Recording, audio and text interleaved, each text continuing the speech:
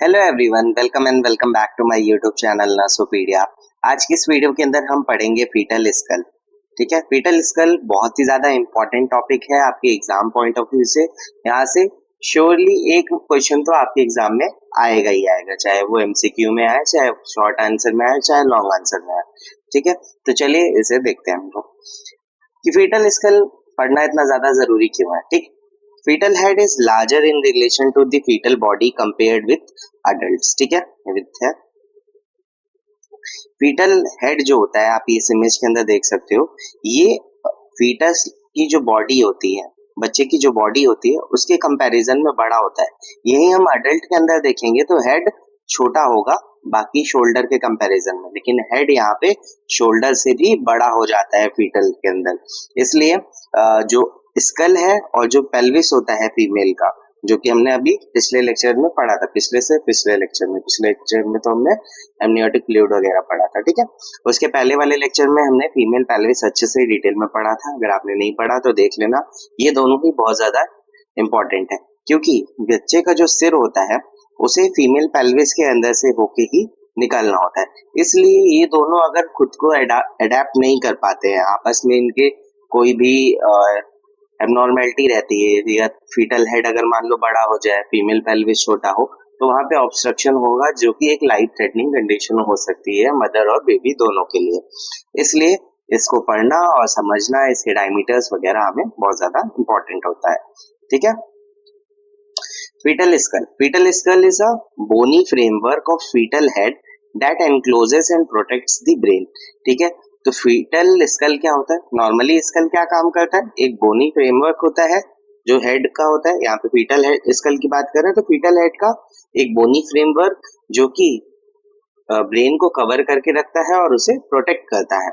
ठीक है, it specially design to allow moulding during labour. और यहाँ पे हम फीटल स्कल अलग से क्यों पढ़ते हैं? क्योंकि ये नॉर्मल जो अडल्ट स्कल होता है उससे ये काफी अलग होता है। इसके अंदर क्या होता है? मोल्डिंग होती है। मोल्डिंग क्या होता है? Moulding is the overlapping of skull bones during labour. मैंने आपको बताया यहाँ पे कि जो बेबी होता है उसको डिलीवरी के टाइम पे उसके सिर को पेल्विस के अंदर से गुजरना होता है, तो वहां पे इसकी जो स्कल होती है उसके बीच में गैप्स होते हैं, बोन्स कंप्लीटली जुड़ी हुई नहीं होती, तो वो आपस में ओवरलैप कर जाती हैं, जिससे कि फीटल हेड का साइज कम होता है और वो इजीली निकल पाता है। इसी प्रोसेस को हम मोल्डिंग बोलते हैं। यहाँ पे देख सकते हो आप, सूचर्स के बीच में गैप है, और ये जब आता है वजाइना के अंदर, बर्थ कैनाल के अंदर, तो ये आप देखो यहाँ पे ये आपस में जुड़ जाता है, एक दूसरे को ऊपर भी ओवरलैप कर जाता है। इसके ग्रेड्स होते हैं, डिफरेंट ग्रेड्स होते हैं, जो कि हम इसी लेक्चर के लास्ट में पढ़ेंगे। ठीक है, so that head can pass through birth canal, molding मैंने आपको बता दिया। During normal delivery alteration of 4 mm in school diameter disappear with in few hours after the birth. यानी कि नॉर्मल डिलीवरी के अंदर लगभग 4 mm का जो है डायमीटर कम हो जाता है फीटल स्कल का, इसी मोल्डिंग के प्रोसेस की वजह से, और वो खुद ब खुद डिसअपियर हो जाता है आफ्टर डिलीवरी के कुछ घंटों के बाद में। अब हम देखते हैं पार्ट्स ऑफ फीटल स्कल। तो फीटल स्कल के क्या क्या पार्ट्स होते हैं? तो फीटल स्कल मेनली 3 पार्ट में डिवाइडेड होता है। ठीक है, इस इमेज में देख सकते हो आप, ऊपर वाला जो पार्ट है उसे हम वाल्ट बोलते हैं, वाल्ट या फिर रूफ ऑफ क्रेनियम या स्कल। नेक्स्ट होता है फेस, जो आगे का पार्ट हो गया, और नीचे बेस हो जाता है। ठीक है, तो ये 3 पार्ट में डिवाइडेड है। कौन कौन से पार्ट है? वाल्ट, फेस और बेस। अब हम देखते हैं वाल्ट क्या होता है, उसके अंदर क्या कौन कौन सी बोन्स होती हैं, सब चीजें देखते हैं। वाल्ट क्या है? लार्जर अपर डोम शेप्ड पार्ट है स्कल का। ठीक है, तो ये लार्ज अपर डोम शेप पार्ट जो है, इसे हम क्या बोलते हैं? वाल्ट बोलते हैं। Most important in labour because it undergoes moulding. यही सबसे ज्यादा इम्पोर्टेंट होता है लेबर के टाइम पे, क्योंकि यहीं पे मोल्डिंग होती है, यानी कि ओवरलैप होती है स्कल बोन्स। अब वाल्ट के अंदर कौन कौन सी बोन्स प्रेजेंट होती हैं, इन्हें भी देख लेते हैं। तो 2 फ्रंटल बोन होती है, आप इस इमेज के अंदर देख सकते हो। इधर तो एक साइड से दिखाया जा रहा है, यहाँ पे आप देख सकते हो सुपीरियर व्यू से यहाँ पे देख सकते हो आप 2 फ्रंटल बोन है। 2 पैराइटल बोन्स होती हैं, ठीक है, जो कि मोस्ट ऑफ दी स्कल को ऑक्यूपाई करके रखती हैं।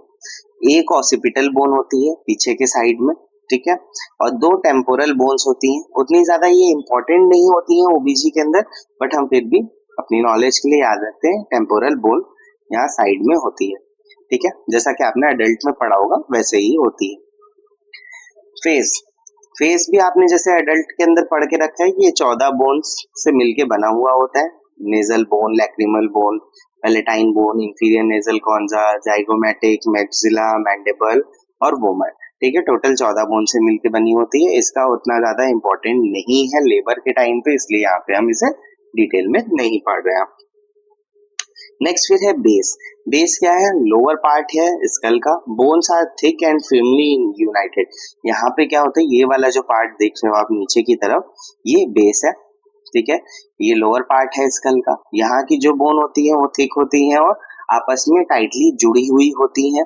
ये मोल्डिंग नहीं करती हैं लेबर के टाइम पे, इसलिए हमारे लिए ये भी उतना इम्पोर्टेंट नहीं है।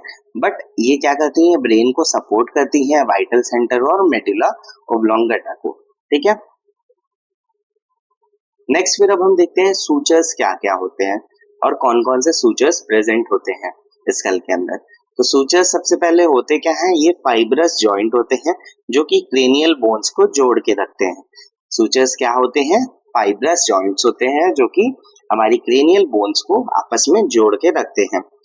Allowing flexibility, moulding, overlapping as the head passes through the birth canal, ठीक है। और इनके अंदर क्या होती है, फ्लेक्सिबिलिटी होती है, मोल्डिंग, ओवरलैपिंग करते हैं जैसे जैसे हेड जो है पास करता है बर्थ कैनाल के थ्रू। फर्स्ट टाइप होता है सूचर का सेजाइटल सूचर, ठीक है। सेजाइटल सूचर ये कहाँ पे प्रेजेंट है, ये दोनों आपकी पैराइटल बोन्स के बीच में प्रेजेंट होता है, देख सकते हो यहाँ पे आप। नेक्स्ट फिर होता है कोरोनल सूचर। कोरोनल सूचर कहाँ प्रेजेंट होता है, तो ये फ्रंटल और पैराइटल बोन्स के बीच में है, यहाँ पे और ये इधर साइड भी, ठीक है, तो ये कोरोनल सूचर्स हो गए। नेक्स्ट फिर है लैम्डॉइड सूचर।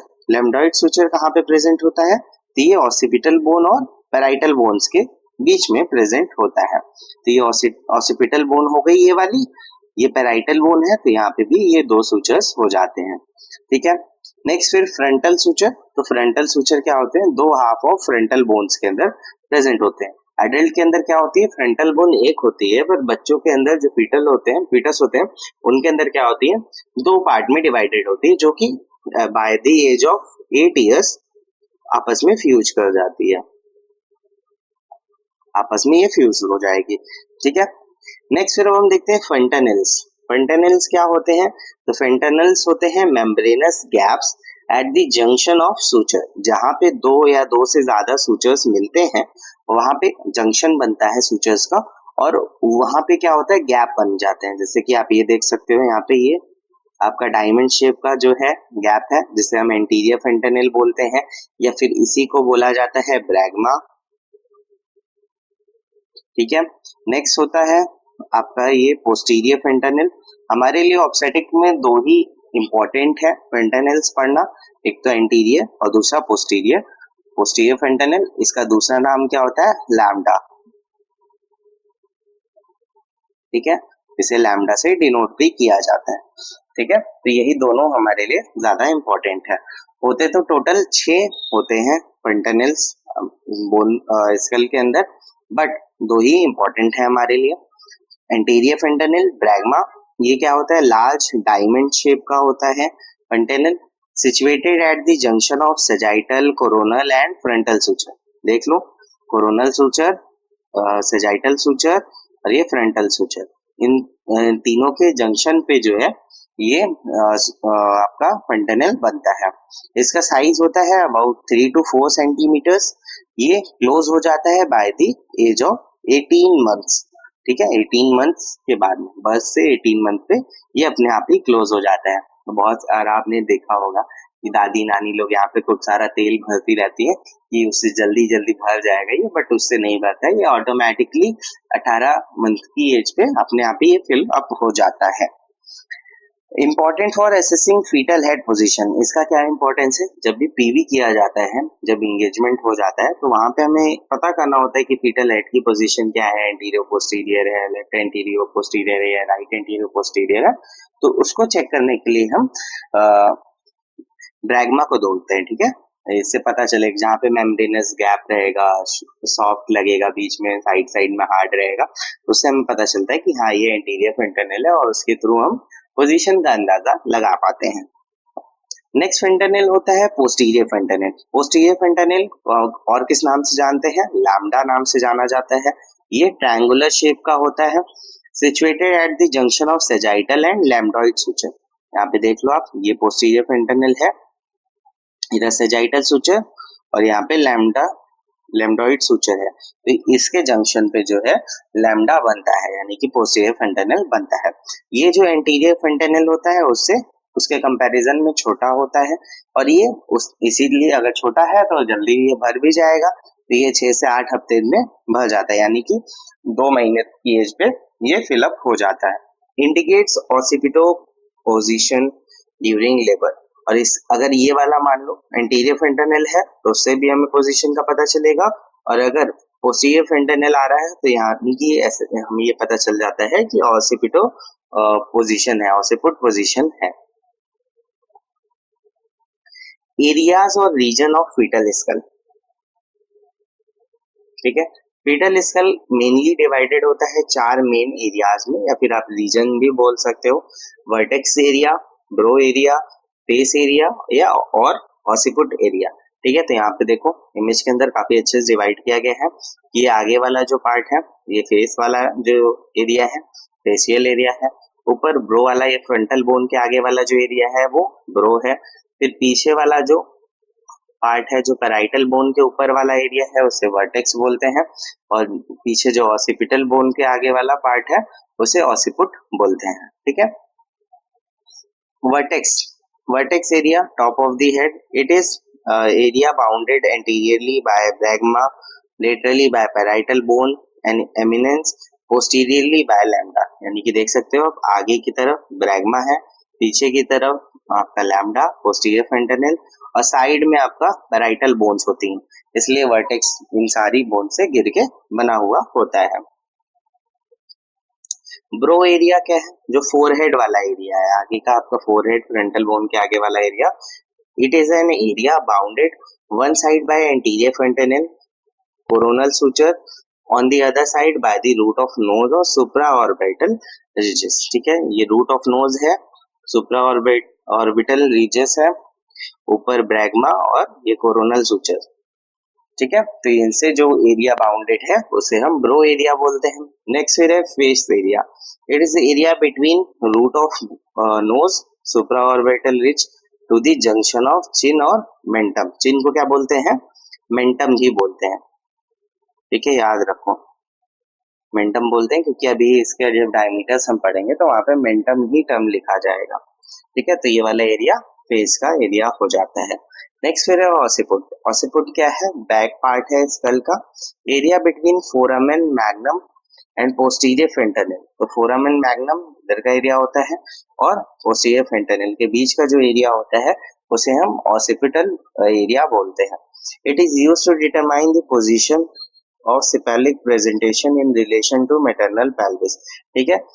ये हमें हेल्प करता है कि हम जो पोजीशन है सिपेलिक प्रेजेंटेशन में उसका पता लगा पाए मैटरनल पेल्विस के relation. Diameters of foetal skull. Diameters हम क्यों पढ़ते हैं? Diameters are measurements of foetal head that determines how easily it can pass through the pelvis। Diameters हम इसलिए पढ़ते हैं क्योंकि ये हमें बताता है कि फीटल हेड कितनी इजीली निकल सकता है पेल्विस से, या फिर नहीं निकल सकता, ऑब्स्ट्रक्शन होगा, इसलिए हम फीटल हेड के डायमीटर्स पढ़ते हैं, ठीक है। तो फीटल हेड के मेनली क्या है, 3-4 तरीके से डायमीटर होते हैं, ठीक है। सबसे पहला आपका एंटीरियर पोस्टीरियर, यानी कि जो लॉन्गिट्यूडनल डायमीटर्स होते हैं, ठीक है। सबसे पहला होगा, उसके अंदर भी टाइप्स हैं, सब ऑसिपिटो ब्रैग्मेटिक। अब मैंने आपको बताया ऑसिपिटल रीजन बता दिया था, ब्रैग्मा बता दिया था कहाँ क्या है। तो ऑसिपिटल एरिया क्या है? ये है, ठीक है। ब्रैग्मा क्या है? जो आपका एंटीरियर फ्रंटनल है, ये है। तो अब ये सब ऑसिपिटो ब्रैगमेटिक, ऑसिपिटल वाला एरिया ये है, तो ये सब ऑसिपिटो एरिया हो गया, और ये वाला जो डायमीटर है वो सब ऑसिपिटो ब्रैगमेटिक होता है। इसका डायमीटर लगभग 9.5 सेंटीमीटर का होता है, और ये डायमीटर कब इंगेज होता है पेल्विस के अंदर, जब फीटल हेड का जो एटीट्यूड होता है वो कंप्लीटली फ्लेक्स्ड होता है। कंप्लीटली फ्लेक्स्ड एटीट्यूड में जब फीटल हेड होगा तब आपका ये वाला डायमीटर आपका पेल्विस के अंदर आएगा, ठीक है। Measure from below the occipital protuberance to the centre of anterior fontanelle और ब्रैगमा। तो कहाँ से मेजर करते हैं, तो जो ऑसिपिटल प्रोट्यूबरेंस है, ये जो उभरा हुआ पार्ट है, उससे नीचे से लेके ब्रैगमा तक का जो डिस्टेंस होता है वही ये वाला डायमीटर होता है। और ये कौन सी प्रेजेंटेशन में देखने को मिलता है, तो वो वर्टेक्स प्रेजेंटेशन के अंदर देखने को मिलता है। अब आपको ये नहीं समझ में आ रहा होगा कि वर्टेक्स प्रेजेंटेशन क्या है, एटीट्यूड क्या है, तो ये सब चीजें हम नेक्स्ट लेक्चर में पढ़ेंगे, जिसके अंदर जिस लेक्चर का टॉपिक होगा फीटस इन दी यूट्रस, ठीक है। उसके अंदर हम सारी चीजें पढ़ेंगे कि क्या प्रेजेंटेशन है, प्रेजेंटिंग पार्ट क्या है, डिनोमिनेटर क्या है, एटीट्यूड क्या है, पोजीशन क्या है, सब चीजों को डिटेल में पढ़ेंगे। तो थोड़ा सा आप वेट कर लो, अभी के लिए बस इतना समझो कि वर्टेक्स प्रेजेंटेशन के अंदर आपका अगर नेक कंप्लीटली फ्लेक्स्ड है तो आपका सब ऑसिपिटो ब्रैगमेटिक डायमीटर आएगा, जो कि 9.5 सेंटीमीटर का होता है। नेक्स्ट फिर है सब ऑसिपिटो फ्रंटल। तो अभी सब ऑसिपिटल वाला एरिया आपको पता है, फ्रंटल बोन पता है, फ्रंटल बोन का जो फारदेस्ट पॉइंट होगा वहां तक का जो डिस्टेंस होता है उसे सब ऑसिपिटो फ्रंटल बोलते हैं। इसका डायमीटर लगभग 10 सेंटीमीटर का होता है। Measured from the below the occipital protuberance to the centre of the frontal suture, ठीक है। नेक्स्ट एटीट्यूड, इनकम्प्लीट फ्लेक्शन, उसमें क्या था, कंप्लीटली फ्लेक्शन था। अगर इनकम्प्लीट फ्लेक्शन है तो आपका ये वाला डायमीटर इंगेज होता है और वर्टेक्स प्रेजेंटेशन ही रहेगी। नेक्स्ट फिर है ऑसिपिटो फ्रंटल। तो ऑसिपिटल वाला एरिया ये हो गया, फ्रंटल बोन ये हो गई, तो ये वाला जो डिस्टेंस है इसे ऑसिपिटो फ्रंटल बोलते हैं। इसका डायमीटर कितना होता है, 11.5 सेंटीमीटर का डायमीटर होता है। कहाँ से कहाँ तक मेजर किया जाता है, तो ऑसिपिटल प्रोट्यूबरेंस से लेके रूट ऑफ दी नोज तक अगर हम मेजर करते हैं तो वो ऑसिपिटो फ्रंटल डायमीटर होता है। एटीट्यूड, इसमें क्या होगा, मार्क डिफ्लेक्शन, यानी कि हल्का सा सिर जो है पीछे की तरफ मुड़ा हुआ होगा, जैसा कि आपने जो मिलिट्री वालों को देखा होगा, तो वो वाली पोजीशन में ये वाला डायमीटर आता है और वर्टेक्स प्रेजेंटेशन ही रहेगी। नेक्स्ट फिर है मेंटो वर्टिकल। थोड़ा सा मैं इसको नीचे कर देता हूँ। मेंटो वर्टिकल ये कब देखने को मिलेगा, तो ये तब देखने को मिलेगा जब पार्शियल एक्सटेंशन हो, यानी कि हल्का सा पीछे की तरफ से बेंड हो, ठीक है। तो ये वाला आपको डायमीटर देखने को मिलेगा। ये कहाँ से कहाँ तक का होता है मेजरमेंट, तो ये मेंटम, मेंटम आपको मैंने बताया कि चिन को बोलते हैं मेंटम, तो मेंटम से लेके जो हाईएस्ट पॉइंट होता है वर्टेक्स में, मेंटम ये वाला, ये हाईएस्ट पॉइंट, तो ये मेंटो वर्टिकल डायमीटर हो गया, ठीक है। ये 13.5 सेंटीमीटर का होता है, पार्शियल एक्सटेंशन होगा तब ये वाला डायमीटर इंगेज होता है। और ये कब होता है, ब्रो प्रेजेंटेशन में होता है। ब्रो प्रेजेंटेशन अभी मैंने पार्ट्स ऑफ फीटल स्कल पढ़ाए थे आपको, यहाँ पे देख लो। तो ब्रो प्रेजेंटेशन जब ये वाला जो है ब्रो जो है प्रेजेंटिंग पार्ट बन के आएगा तब ये वाला डायमीटर देखने को मिलेगा।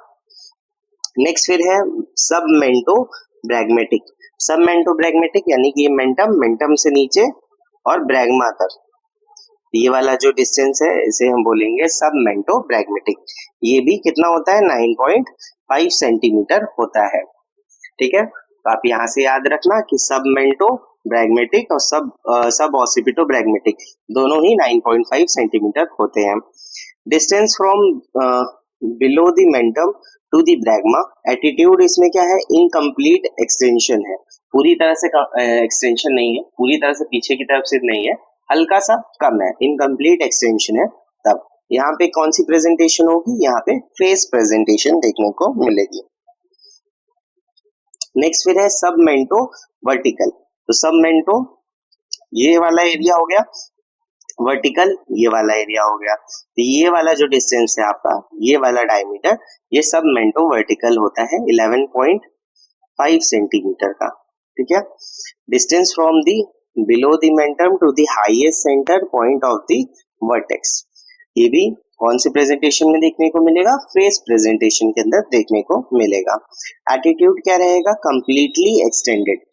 ठीक है, जब फीटल हेड कंप्लीटली एक्सटेंडेड होगा तब ये वाला प्रेजेंट आपका डायमीटर देखने को मिलेगा। नेक्स्ट फिर होती है ट्रांसवर्स डायमीटर्स। फीटल हेड के ट्रांसवर्स डायमीटर, यहाँ पे सिर्फ दो ही डायमीटर आते हैं, यह बाईपैराइटल और बाईटेम्पोरल। ठीक है, यही दो डायमीटर्स होते हैं। Only diameter concerned with mechanism of labour for crowning are. ठीक है, जो क्राउनिंग प्रोसेस होता है, मैकेनिज्म ऑफ लेबर हम पढ़ेंगे, उसके अंदर क्राउनिंग आपको मैं पढ़ाऊंगा। जो क्राउनिंग होती है वहां पे सिर्फ और सिर्फ यही जो ट्रांसवर्स डायमीटर होते हैं इन्हीं का इंपॉर्टेंस होता है। ठीक है, तो ट्रांसवर्स डायमीटर दो तरह के होते हैं, बाईपैराइटल डायमीटर और दूसरा है बाईटेम्पोरल डायमीटर। बाईपैराइटल डायमीटर ये कितना होता है? 9.5 सेंटीमीटर। बहुत ही ज्यादा इंपॉर्टेंट है, अक्सर पूछा जाता है एग्जाम के अंदर कि बाईपैराइटल डायमीटर कितना होता है, तो होता है 9.5 सेंटीमीटर का। ये डिस्टेंस होता है दोनों पैराइटल एमिनेंस का, यानी कि जो पैराइटल बोन का जो फारदेस्ट पॉइंट होता है उसका जो बीच के डिस्टेंस होते हैं उसे हम बाईपैराइटल डायमीटर बोलते हैं। नेक्स्ट फिर है बाईटेम्पोरल डायमीटर। बाईटेम्पोरल डायमीटर कितना होता है? 8 सेंटीमीटर का होता है। It is the distance between anterior intro inferior end of coronal sutures to farthest point और कोरोनल सूचर्स। जो कोरोनल सूचर्स होते हैं उनका दो फारदेस्ट पॉइंट के बीच का डिस्टेंस उसे हम बाईटेम्पोरल डायमीटर बोलते हैं, वो 8 सेंटीमीटर का होता है। नेक्स्ट फिर मोल्डिंग। मोल्डिंग मैंने आपको थोड़ा सा स्टार्टिंग में बता दिया था, क्योंकि अगर नहीं बताता तो आप फीटल स्कल में उतना ज्यादा इंटरेस्टेड नहीं होते। मोल्डिंग मैंने आपको बता दिया क्या होता है। ओवरलैपिंग ऑफ स्कल बोन्स होता है ड्यूरिंग लेबर। ठीक है, नॉर्मल डिलीवरी में कितना अल्टरेशन होता है? तो वो लगभग 4 mm का होता है स्कल डायमीटर के अंदर, जो कि डिसअपियर हो जाता है कुछ घंटे बाद आफ्टर बर्थ। ग्रेडिंग की अगर हम बात करें तो मोल्डिंग 3 ग्रेड में होती है, ग्रेड 1, ग्रेड 2, ग्रेड 3। ठीक है, तो ग्रेड 1 में क्या होता है? बोन्स जो होती हैं बस टच करती हैं बट ओवरलैप नहीं होती है। ठीक है, ग्रेड 2 के अंदर क्या होता है? ओवरलैपिंग होती है बट इजीली सेपरेट हो जाती है, अलग अलग हो जाती है। ठीक है, लेकिन जो ग्रेड 3 होता है इसमें फिक्स्ड ओवरलैपिंग हो जाती है। ठीक है, बहुत ज्यादा ही ओवरलैपिंग हो जाएगी। तो क्या होता है? ये एक एबनॉर्मल कंडीशन होगी, फीटल हेड जो है काफी लंबा सा दिखने लगेगा, एक एबनॉर्मलिटी दिखेगी वो। ठीक है, एबनॉर्मल स्ट्रक्चर जैसा दिखने लगेगा। अब मोल्डिंग का इंपॉर्टेंस क्या है? ठीक है, क्यों हम गायनिकोलॉजी के अंदर पढ़ रहे हैं, उसे मिडवाइफरी के अंदर पढ़ रहे हैं? It enables head to pass easily through the birth canal. Moulding process के थ्रू क्या होता है? ये हेड को आराम से बाहर निकलने में हेल्प करता है। Next, extreme moulding occurs in cephalopelvic disproportion. अगर मान लो पेल्विस का साइज छोटा है, हेड का बड़ा है, तो उसे हम बोलेंगे सिफेलोपेल्विक डिस्प्रोपोर्शन। और इस टाइम पे एक्सट्रीम मोल्डिंग होती है, जो कि मैंने कहा ग्रेड 3 की हो जाती है और ये परमानेंट हो जाती है मोल्डिंग। तो इसके बाद फीटल हेड का जो है शेप सही नहीं होता है। Gives information about the position of head in the pelvis. ठीक है, मोल्डिंग से हमें क्या पता चलता है कि फीटल हेड की क्या पोजीशन है पेल्विस के अंदर। ठीक है, तो ये था हमारा कंप्लीट लेक्चर फीटल स्कल पे। आई होप कि आपको समझ में आया होगा। इससे बाहर आपके एग्जाम में कुछ भी नहीं पूछा जाने वाला है। नेक्स्ट लेक्चर हम करेंगे नॉर्मल प्रेगनेंसी स्टार्ट करेंगे, या फिर पहले हम फीटस इन यूट्रस पढ़ेंगे, उसके बाद नॉर्मल प्रेगनेंसी नेक्स्ट यूनिट आपकी स्टार्ट कर दूंगा मैं।